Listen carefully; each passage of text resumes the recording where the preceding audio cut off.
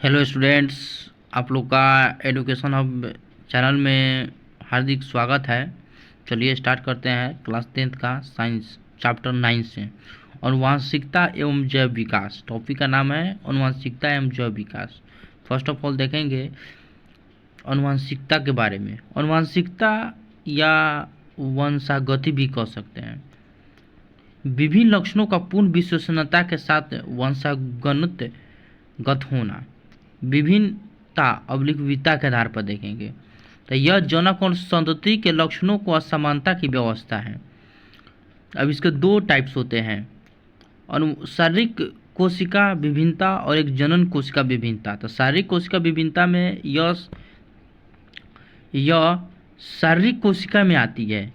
Next point, यह अगली पीढ़ी में स्थानांतरित नहीं होता है, जैव विकास में सहायक नहीं है।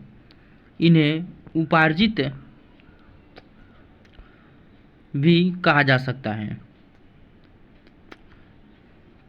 जनन कोशिका विभिन्नता में देखेंगे, यह जनन कोशिका में आती है, यह अगली पीढ़ी में स्थानांतरित होता है, जैव विकास में सहायक है। इन्हें आनुवांशिक लक्षण भी कहा जा सकता है। उदाहरण के तौर पर मानव के बालों का रंग, मानव शरीर की लंबाई, ये सब होता है।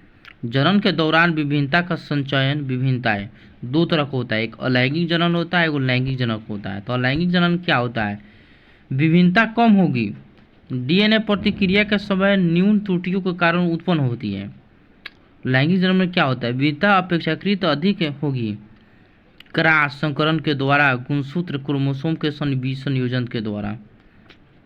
विभिन्नता के लाभ, फर्स्ट पॉइंट देखेंगे, प्रकृति के विविधता के आधार पर विभिन्नता जीवों को विभिन्न प्रकार के लाभ हो सकते हैं। उदाहरण के तौर पर देखेंगे, उष्णता को सहन करने की क्षमता वाले जीवों को अधिक गर्मी से बचाने की संभावना अधिक होती है।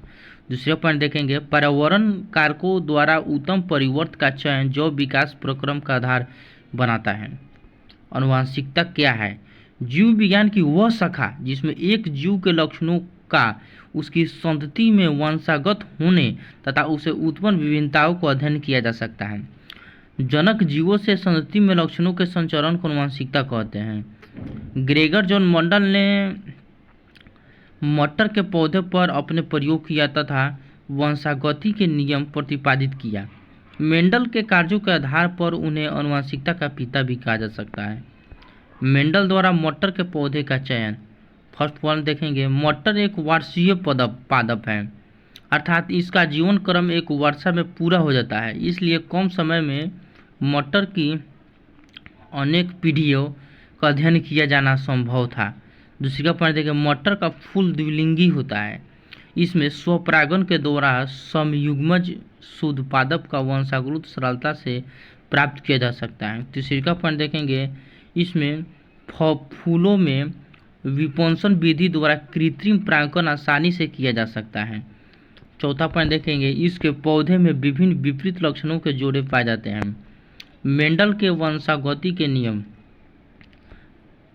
फर्स्ट पॉइंट, प्रभाविती का नियम। इस नियम के अनुसार जब परस्पर विरोधी लक्षणों वाले एक ही जाति के दो पौधों या जनकों के बीच संकरण कराया जाता है तो उनके प्रथम पीढ़ी की संतानों में विरोधी लक्षणों में से प्रभावी लक्षण तो प्रकट हो जाता है तथा प्रभावी लक्षण दबा रहता है। दूसरी का पॉइंट देखेंगे, पृथक्करण का नियम। इस नियम के अनुसार जब दो विपरीत लक्षणों वाले शुद्ध नस्ल के एक ही जाति के पौधे या जनकों के बीच संकरण कराया जाता है तो उनकी पीढ़ी F1 के पौधों संकरण होती है और प्रभावी लक्षण को प्रकट करते हैं, और दूसरी पीढ़ी F2 के पौधों की निश्चित संख्या 1, 2, 1 के फीट शुद्ध हो जाती है, अर्थात यह लक्षण दूसरी पीढ़ी में पृथक हो जाती है। तीसरी का पॉइंट देखेंगे, स्वतंत्र अभिविहून का नियम। इस नियम के अनुसार जब दो जोड़ी विपरीत लक्षणों वाले एक ही जाति के दो पौधे के बीच परागण द्वारा एक ही साथ संकरण कराया जाता है तो उन्हें विपरीत लक्षणों की जोड़ी स्वतंत्रता पूर्वक अपनी प्रदर्शन करता है। मेंडल का योगदान। मेंडल ने वंशागति के कुछ मुख्य नियम प्रस्तुत किए। मेंडल को आनुवांशिकता के पिता के नाम से जाना जाता है, यह ऑब्जेक्टिव के लिए बहुत इंपॉर्टेंट है। मेंडल ने मटर के पौधे के 7 विकल्पी लक्षणों का अध्ययन किया जो स्थूल रूप से दिखाई देता है।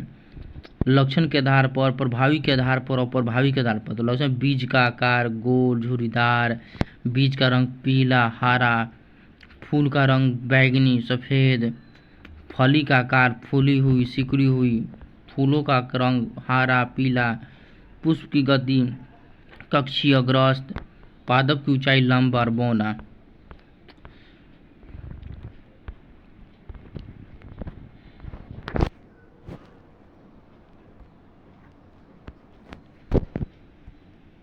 मनुष्य में लिंग निर्धारण। मनुष्य में लिंग निर्धारण गुणसूत्र द्वारा होता है। मनुष्य में 23 जोड़ी गुणसूत्र होते हैं, जिनमें से 22 जोड़ी गुणसूत्र ऑटोसोमस कहलाते हैं, जबकि 23वां जोड़ी लिंग गुणसूत्र कहलाता है। पुरुषों में 23वें जोड़ी के गुणसूत्र को एक गुणसूत्र X तथा दूसरा गुणसूत्र Y होता है। स्त्रियों में 23 जोड़ी के दोनों गुणसूत्र XX होते हैं। X गुणसूत्र मादा संतान के लक्षण धारण करता है, जबकि Y गुणसूत्र नर संतान के लक्षण धारण करता है। अन्य सभी ऑटोसोम्स दैहिक लक्षणों को धारण करता है। युग्मज बनते समय पुरुष के आधे शुक्राणु में X गुणसूत्र तथा आधे शुक्राणु में Y गुणसूत्र होते हैं। मादा में केवल एक ही युग्मक का निर्माण होता है, जिसमें X गुणसूत्र स्थित होता है, जबकि पुरुष का गुणसूत्र X गुणसूत्र वाले शुक्राणु अंडाणु से निषेचन करता है, तो पैदा होने वाले संतान लड़की होता है। यदि पुरुष का Y गुणसूत्र वाला शुक्राणु अंडाणु से निषेचन करता है तो उत्पन्न होने वाले संतान लड़का होता है।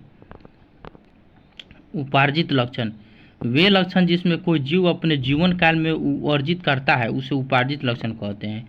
उदाहरण के तौर पर अल्प पोषित, भ्रूण के भार में कमी।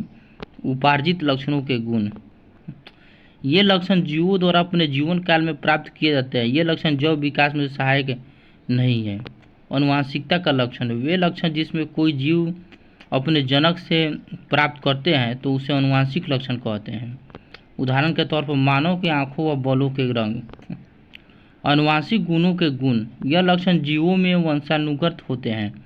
यह लक्षण जैव विकास में सहायक है। जाति उद्भव: पूर्व स्पीशीज में एक नई स्पीशीज का बनाना जाति उद्भव कहलाता है। नई स्पीशीज के लिए वर्तमान स्पीशीज के सदस्यों का परिवर्तनशील पर्यावरण में जीवित बने रहना।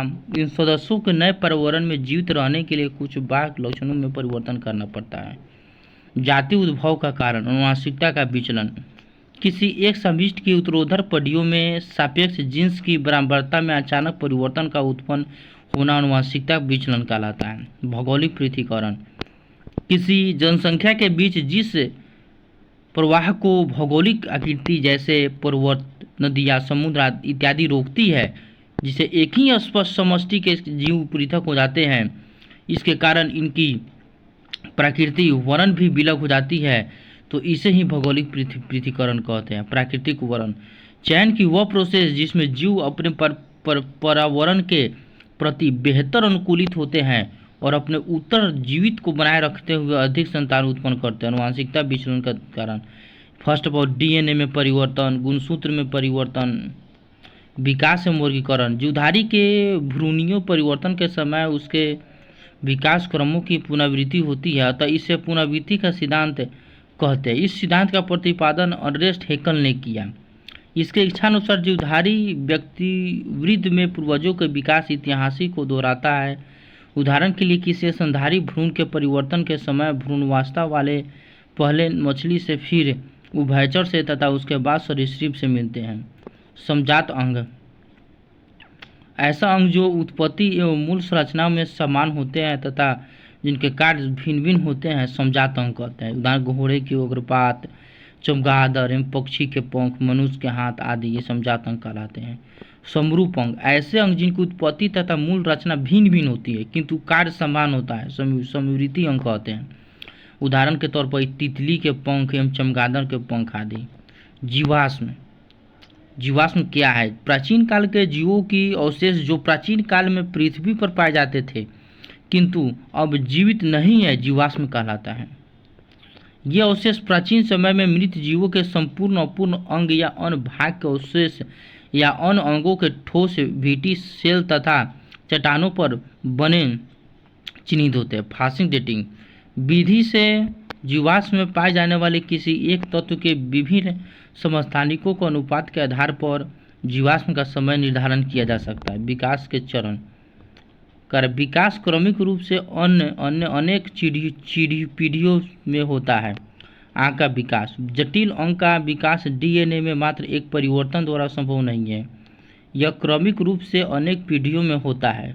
प्लेनेरिया में अति सरल आँख होती है, कीटों में जटिल आँख होती है, मनुष्य में द्विनेत्री आँख होती है। पंखों का विकास पंख पर ठंडे मौसम में ऊष्मारोधन के लिए विकसित हुए, कालांतर में उड़ने के लिए भी उपयोगी हो गए। मानव विकास के अध्ययन में मुख्य साधन उत्खनन, समय निर्धारण, डीएनए अनुक्रमण का निर्धारण, जीवाश्म अध्ययन। मानव प्राचीनतम सदस्य अफ्रीका मूल में खोजा गया है।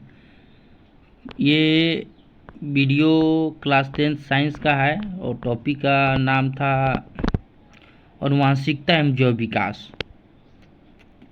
अगर जितनी भी स्टूडेंट इस वीडियो को देख रहे हैं अच्छा लगे तो कमेंट करें, शेयर करें, सब्सक्राइब करें और कमेंट बॉक्स में कुछ लिखें। थैंक्स।